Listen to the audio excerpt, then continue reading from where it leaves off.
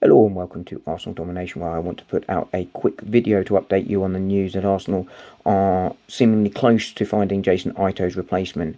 Jason Ayto, as I'm sure you recall, was the interim sporting director after Edu left before Andrea Berta got the job, and was Edu's number two for some time. He was instrumental in bringing several of the players that Arsenal signed in recent years to the club.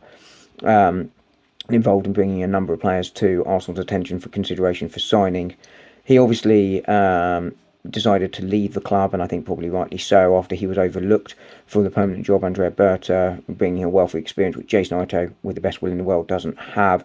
And I think it was right that Arsenal didn't appoint him after the January transfer window, which I think, we can all agree didn't go well for Arsenal in any way, shape or form. But he also deserves some credit, as I said at the time, for the contracts that he did start the process of securing the likes of Gabriel, Odegaard, Saka, which has allowed Berta to sort of build on those. And, reports yesterday sort of suggested that Gabriel is getting very, very close to signing still. That's been rumbling on for a few weeks, but I suspect will happen.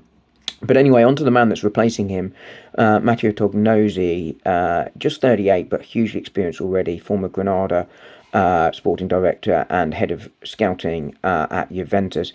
That is the role he's expected to take at Arsenal, which is essentially Andrea Berta's number two as the head of scouting. And as I say, he's incredibly experienced, involved in the likes of signing Dean Huijsen and Matheus Sula at Juventus, as well as being close to players like Jude Bellingham and Erling Haaland. I think we should probably not get excited about those two arriving, but I think it just shows that he sort of seems to have the calibre and the sort of prestige and contacts to sort of help Andrea Berta bring the best players to Arsenal, which is exactly where we need, given our standing in the game has returned to where all Arsenal fans, want it to be. Obviously, we haven't got over the line with trophies, etc. yet, but we are now back in the competition for them, and that's, the minimum where we'd want to be after we fell behind. It's not done and dusted yet, but it looks like negotiations are at an incredibly advanced stage, and I think the fact we're reporting this, or I'm not reporting it, well, I suppose I am and bring it to you, but senior and reputable journalists are sort of suggesting that this is now very close and reporting it extensively. I think we can sort of be fairly sure that he is going to be the man that replaces Jason Ayto.